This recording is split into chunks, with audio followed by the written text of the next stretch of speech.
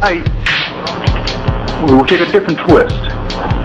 I've lectured here before, but tonight we will talk in particular about dreams and the African connection as how it relates to the pineal. Now, many of you are well aware that since August of this year, there has been an explosion in the subject on melatonin, M-A-L-A-T-O-N-I-N, the hormone released by the pineal gland during the hours of darkness. It is so widespread in health food stores in 2 and 3 milligram sizes. They can't keep enough on the shelf. It's been published and talked about on the front cover of Newsweek. They've even had shows on ABC, Nightline, and others, 2020, about melatonin. There have been articles written in the LA Times editorial section. So it's a hot subject. But why now? Why now? The pineal gland, melatonin, it is said it is something that is relatively not known about. There have been 3 books that have been talked about widely. One of them written by a person named Russell Ritter, who is the editor of the journal called Pineal Research. However, if you go to UCLA tonight or tomorrow, you can't even check out the journal of Pineal Research. They will tell you that they stopped carrying it in 1991. How can that be? I was there last year in September of 1994. And I pulled right off the current periodical shelf up to the year 1994. It meant it's time to suppress, to hide that information. We studied about the pineal gland at Martin King Hospital way back in 1976. I had the pleasure of writing a paper called the Pineal Gland Review in 1973. In 1976, we were working on pineal calcification at the Fanon Center. So this notion that there's not much known about the pineal is just another example of what? White supremacy propaganda. But it fits a much larger mission. The mission is disinformation, to make people afraid to use their own minds. Afraid to use their own minds. If you talk about dreams, you have an experience I had on front page the other morning. Brother said the brother got kind of hot. He's a good brother. I don't want to be harsh with the brother. He's a good brother. I'm not going to beat up too. And the brother said, "Oh, you bringing up white authors." As if Rudolph Steiner, Church of Light, the Kabbalah, and others were the first one to talk about dreams and spirituality. If you talk about spirituality, you may say, "Oh, you're talking about doing negative works to possess somebody's mind." But clearly forgetting that the first revolution that took place in the Americas was in Palmyra, in Brazil, and they practiced active African spirituality and religion, and they held a free nation state for 100 years and fought off all comers. And the second one took place in Haiti, and it was a revolution to this day that they're definitely afraid of because it involved African spirituality, which was misnamed voodoo, and put a negative label on it. Haven't you afraid of your own spirituality, your own type of powers? Painting it as if you talk these dreams, the devil is going to get you. You end up being a sex maniac. You're going to be a walking zombie. You're going to do negative things. They paint only the worst images because that's what they do with it. That's what they do. So as we approach this question of dreams and the African, I will have a slideshow. It's very interesting. I'm going to give you the lecture first for about a half hour, and then go on to slides. In lectures, I give you the slideshow. And we have about 60 slides to cover because I want to clearly show to you that this notion of the African approach to dreams is the foundation of all mental science. Foundation. But notice, Let's go to the Kemetic name for dreams. You know what it means? To see. So dreams, from a Kemetic perspective, the Melanina name means to see or to visualize. And so when we go to sleep at night, or even during the daytime, when we have visions during the day, we are simply using our great minds. But the model of the mind that is presented by Europeans is a false, corrupt model. It's incomplete. They paint a model that your mind is only that which you've experienced in your own personal lifetime, as if you have no part of your mind can look into the future. No part of your mind can look into your parents' bloodline. As if if you get into those realms, that's called pseudoscience, false science, witchcraft, voodoo, called something negative, the dark sciences. When you get into it from an African perspective, and you get into it real deep, you readily see that the African perspective fully embraced a spirituality that did not know no boundaries of time and space.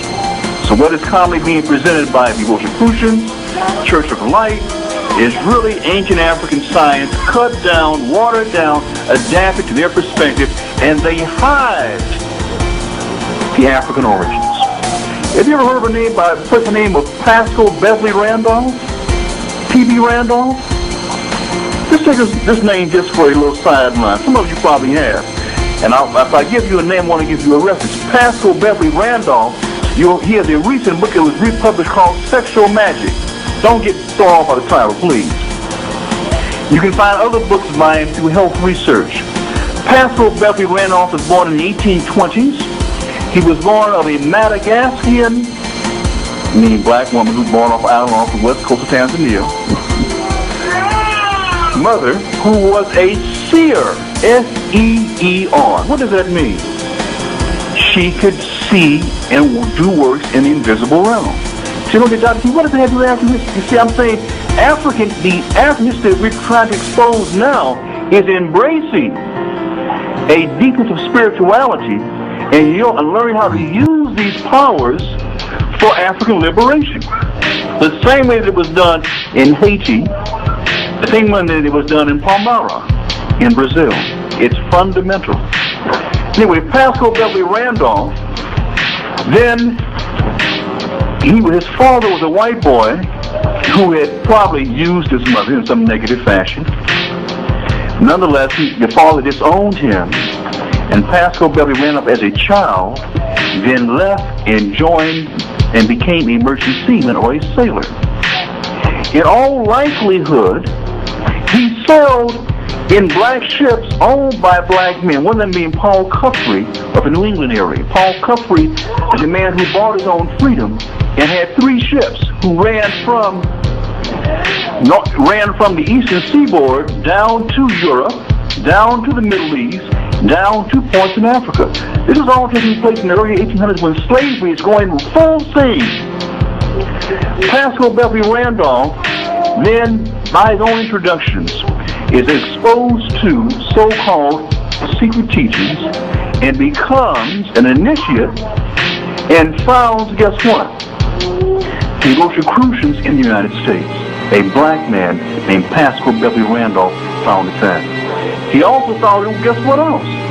The Prince Hall Masons in the United States.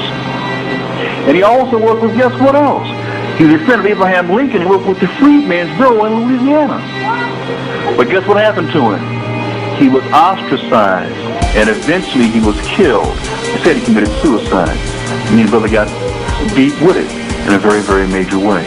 And from his works, another person by the name of Clymer copied his works, and those works were also transported back to Europe and became the foundation of some of the works of Rudolf Steiner.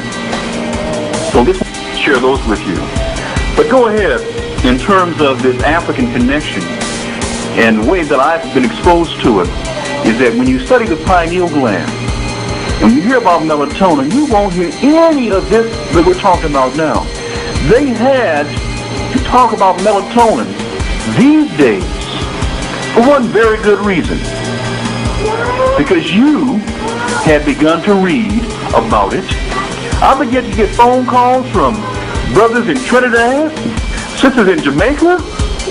I began to hear people were listening to these audio tapes in Ethiopia and in Ghana. So that's what I'm saying. The word has been spread, not my word, because many have gone before me talking about the pineal gland. But melatonin, it came up that through our work we came to see that black people have different levels of melatonin in their bodies. Black people have much more active pineal glands. All, but I'm in a general kind of sense. That the pineal hormone that was being produced by black folks was about 2 times the amount of pineal hormone that was being produced by white folks. Now do you understand why they must take those pills? And guess what else? Not only is the question of the melatonin pill, it was also a question, here's the big fundamental question, of what's happening in the ozone layer. In these next 5 years, most of America, most of South America, Central Europe and Asia, and Africa in particular, will be exposed to almost lethal doses of ultraviolet light, B and even C. And what does that mean for people who have blonde skin or red? It means either your skin must become darker or your incidence of skin cancer will become so great that you will not reach late adulthood. You will not reach late adulthood. In the next 5 years. And what does melatonin do? They will not tell you in these little health journals that melatonin turns on pigment cells, skin production. They don't tell you that.